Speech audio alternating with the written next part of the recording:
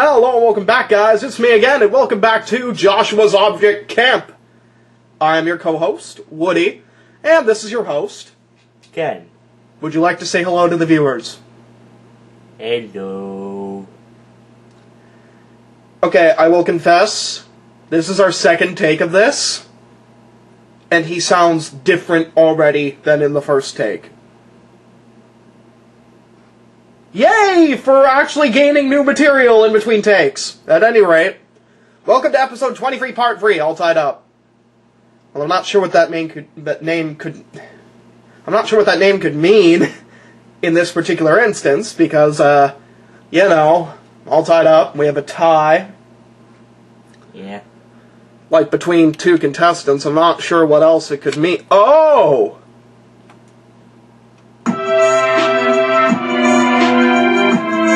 The technical difficulties screen has a tie on. As does everyone else in the cast. Even Vincent's gang is getting in on the action. Well, that's kind of sweet. Ties, Joel. Ties. My name isn't Joel. Oh, never mind.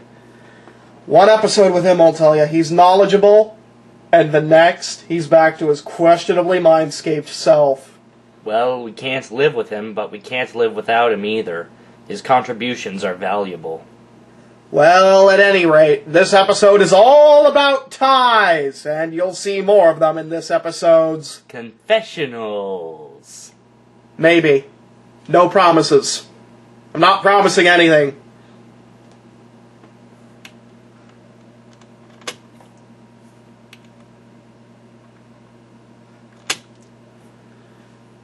Lollipop, the Rainbow Gamer, I'm sorry, says, wait, what? How did I end up in quicksand?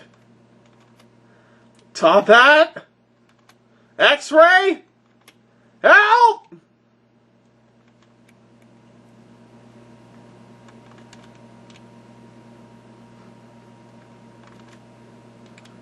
Quicksand didn't exist in the dark dimension inside this Iron Maiden before.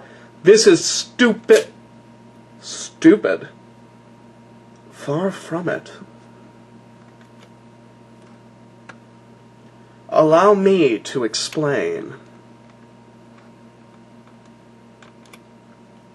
Question of the day with Lollipop, the Rainbow Gamer. Who do you predict to win Joshua's Object Camp? Post your response in the comments below. Blindfold. I'm not even going to attempt to pronounce that username. Just know that it's not fitness anymore. Says, Blindfold is back!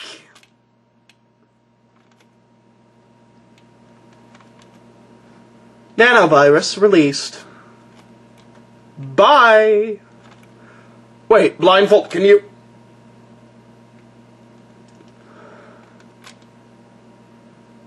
He built me himself, and yet he can't be bothered with powering me down.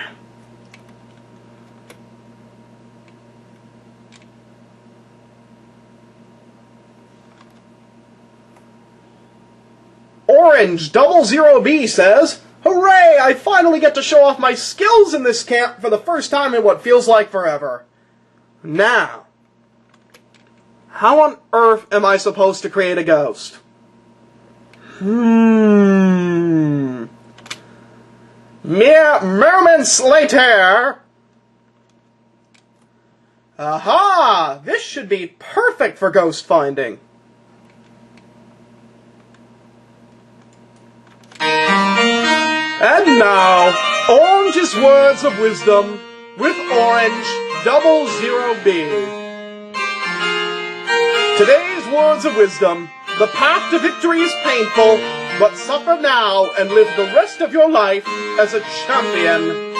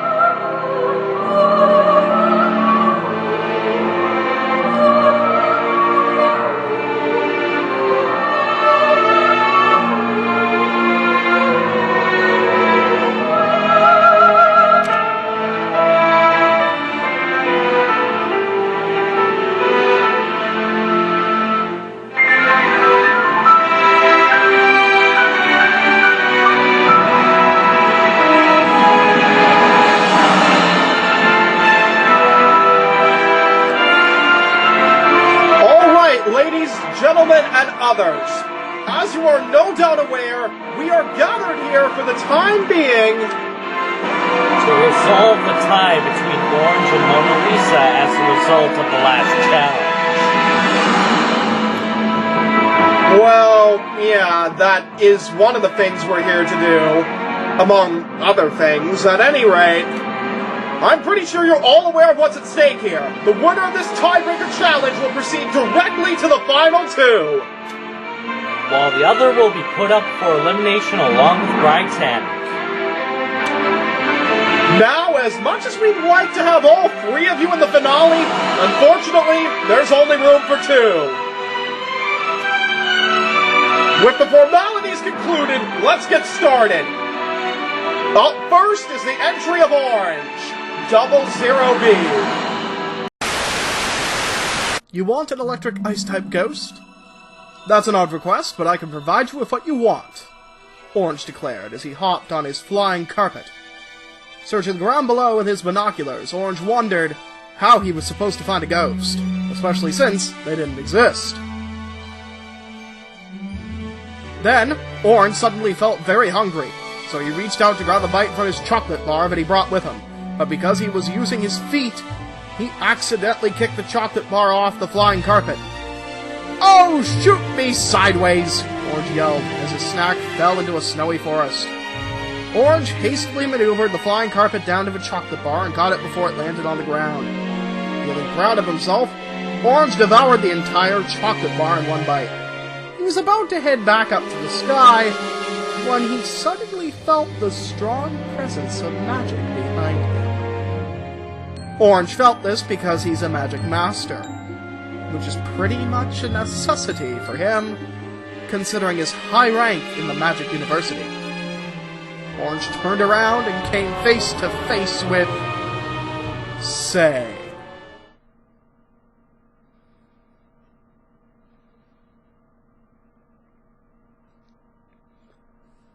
Say is very kind and warm-hearted. She cares about other people more than she actually cares about herself. Mainly because she has nothing to lose now that she is a ghost. But when she was alive, she always felt that she had a duty to help other people. Say believes that everybody deserves a second chance in life, and that everybody can be a good person, provided they try hard enough. Say doesn't hold grudges, and doesn't want to harm anybody else now that she's a ghost. Say has vowed to only use her powers for good purposes. Say is also a fan of all types of art and peaceful music.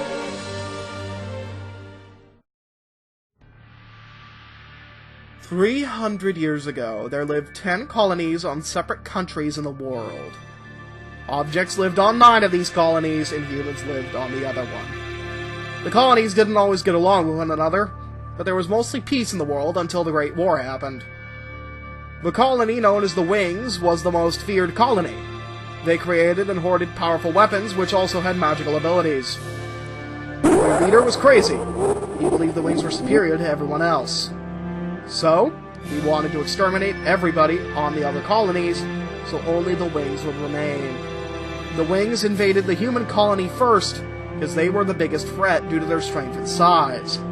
Getting them by surprise was strategically the best move, and it worked. The Wings hastily invaded and destroyed most of the humans, hence the lack of them in present day. However, some of them escaped. Say was one of them, and fled to the other countries in order to warn them about the Wings. In order to survive, all of the other countries had to band together to take on the Wings, so naturally this turned into a war. This war had many battles, but I'm only interested in one of them, the battle in which Say was killed. Say was the leader of the Spear Regiment. She had achieved this position by proving her skills and loyalty in multiple other battles. One snowy winter day, she had gone to see one of her superiors to receive her next orders. However, the superior was actually a wing in disguise. Their advanced technology allowed them to flawlessly disguise themselves as other objects. This wing told Say to lead an army of 100 troops into Wing territory. There was a specific building which Say had been ordered to target, which had supposedly been abandoned, aside from about 5 Wing soldiers. But there was a lot of Wing technology inside. Say was eager to gain another war medal, so she headed straight to her troops without even thinking twice. Naturally, this invasion was a huge failure. There were actually 1,000 wings inside waiting the supposedly abandoned building, along with a ton more wing troops waiting in other places of the town to kill any of Sei's army who tried to escape. Sei realized this too late, and before she knew what was going on, the wing troops had opened fire upon them. Reacting quickly, Sei hid behind a power generator and used a sniper rifle to take extremely accurate and precise shots from behind this generator. It didn't take the wings long to kill all Sei's troops, and they knew that she was the leader based on the amount of medals she was wearing. One of the wings decided to take the easy option and simply blew up the generator. This incinerated most of Sei's body, and the last sound she heard before dying were the laughs of her winged foes. The Wings did not win the Great War. They were defeated about a year later. Most of their advanced technology was destroyed by their leader just before he got flung into the sun. This is how the world united, and recovery centers were created 230 years later. But they couldn't recover anybody who had been killed before the existence of these machines, so Sei remained dead. But here's the reason the Sei became a ghost. The generator that killed Sei had produced some type of soul energy, which boosted the determination, strength, speed, and intelligence of the Wings when they drank the energy from the generator after converting it into a liquid. It was a rare type of generator that was very expensive and hard to build, so the moron who blew it up got a brutal punishment. Anyway, when this generator exploded, the energy that the generator was producing got released and simply dissolved into thin air, since soul energy can't last very long without a vessel or container. I'm going by Undertale logic here. But some of the soul energy got inside of Sei, who was, of course, right next to the generator when it exploded. When Sei died, her soul must have shattered, and Sei would have proceeded to the afterlife. But the soul energy from the Wings generator prevented that from happening. Sei's soul became mixed with the soul energy from the generator, preventing it from breaking, meaning that Sei's soul remained whole, and remained inside her charred body. Throughout the next few months, Sei's soul developed into a ghost. Her spirit grew, and she gained the appearance of her original self. Sei has the powers of electricity, because her soul energy from the generator was made from a mixture of elements, but mainly electricity. Sei has the powers of ice, because the environment around her was cold and icy, while she was developing into a ghost. After she had finished developing, she decided to hide out into the woods, because she didn't want to be seen as a ghost, and she didn't want to look at her own dead body any longer. Sei can fire bolts of electricity from the place where her hands should be. She can also electrocute. I would like to point out there's a typo here. Electroduce. Okay. People, simply by flying into them, because her ghost form is partially made of electricity, as stated earlier. She can control ice and snow by either moving it or by creating it. This also means Sei can freeze and unfreeze any type of liquid. Sei can freeze people in ice, too. This ice comes from the place where her hands should be. Sei has the power to telepathically communicate with the souls of anybody she can get near. Simply being near someone allows Sei to listen to that person's thoughts, as well as some of her own thoughts. Sei can also use this ability to tell if a person's evil or good, because souls can have auras and types. When people die and get recovered, it's possible for Sei to break this cycle by disabling someone's recovery, so that they remain dead forever. This is accomplished by using her soul energy to trap the soul of the dead person inside of herself. This is a power that Sei has sworn to never use, but I thought it would be worth mentioning. What does Sei do now that she's a ghost, though? Well, being a ghost doesn't leave many options for entertainment, since Sei can't physically touch anything. So, Sei mostly spends her time admiring nature and creating ice sculptures with her powers. The Snowy Woods is an area that is uninhabited by people. There definitely aren't any houses in the woods, which is why Sei likes it so much. But occasionally people walk in the woods, and sometimes Sei notices them. She really doesn't like interacting with people anymore because she doesn't want to scare them. People are understandably afraid of ghosts. But Sei can see into other people's souls, and if they look like they're sad, lonely, or in danger of making the same mistakes in life that she made, greed, pride, etc., she will go to them and try to converse with them. Sei is a good storyteller and is generally a pleasant person to be with, so these conversations usually work out well. But Sei doesn't permanently stay in the forest.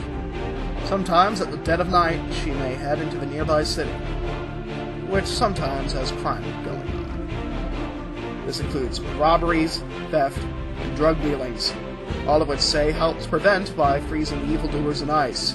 In addition to this, Sei likes to solve electricity-based problems, such as a broken streetlight or a broken generator, which she can fix because of her soul energy.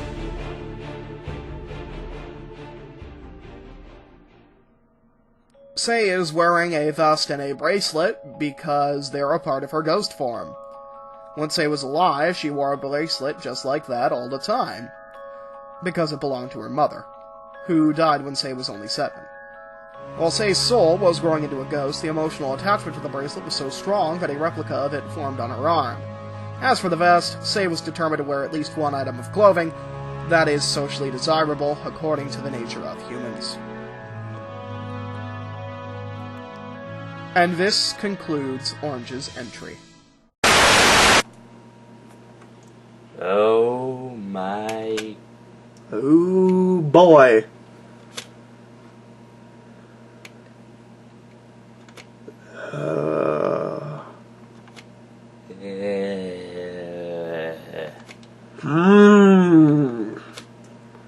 Oh, what? We're still on?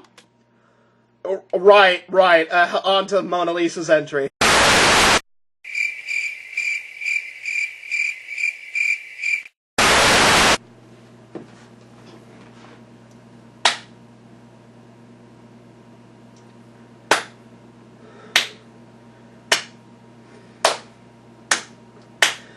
Wonderful entry! It's the best entry I've ever seen. This entry is so wonderful that it literally knocks my socks off. Well done, good sir. Well done. Hat off to you.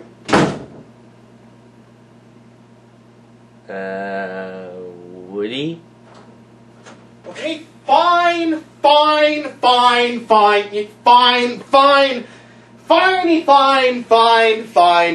me fine.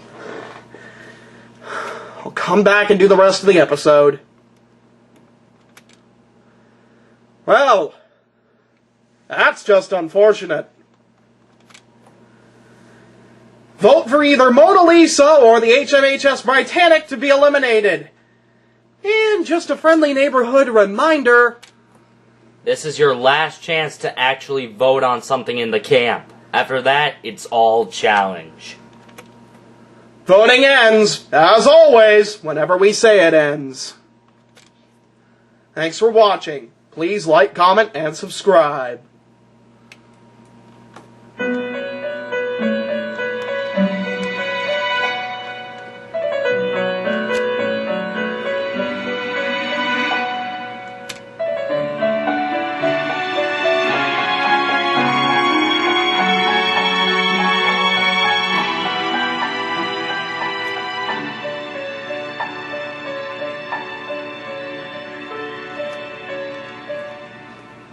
You see, the reason for all of these things changing is quite truly rudimentary.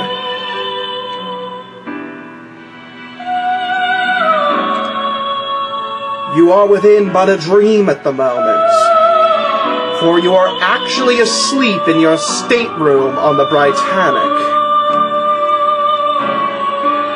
Yes, a dream.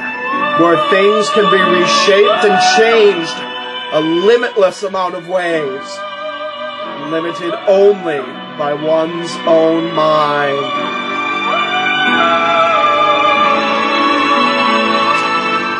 However, what is not rudimentary is why I am here. You appear to have either tapped into my dream, or I've tapped into your mind. My dream, or as I've come to call it, the void, with all its varied landscapes and wonder, all created by myself. The Iron Maiden you claim to be trapped in at the moment was destroyed some time ago by one of your companions. As a matter of fact, all of them were. All the eliminated contestants set free to live a new life on the Britannic. Speaking of your various companions, it would seem that you'll be waking to them shortly, for the light seems to be flooding in. Oh, and one more thing. Cherish the time you spend with others. All right?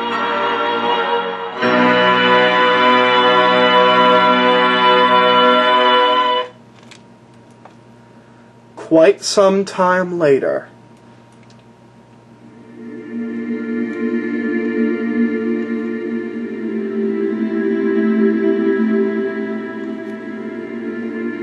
What is it, Drilly?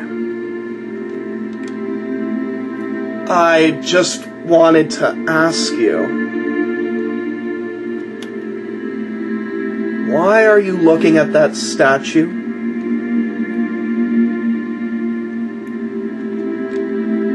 The answer you seek is inconsequential. Now leave me be.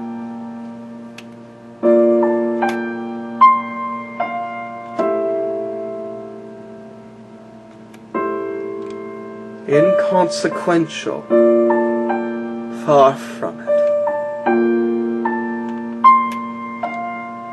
Sure, a few creative liberties were taken, but it's one of few people that until recently have been aware of the void's existence.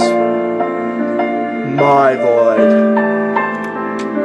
If I could add one more thing to that statement I made before they woke up, it would be this.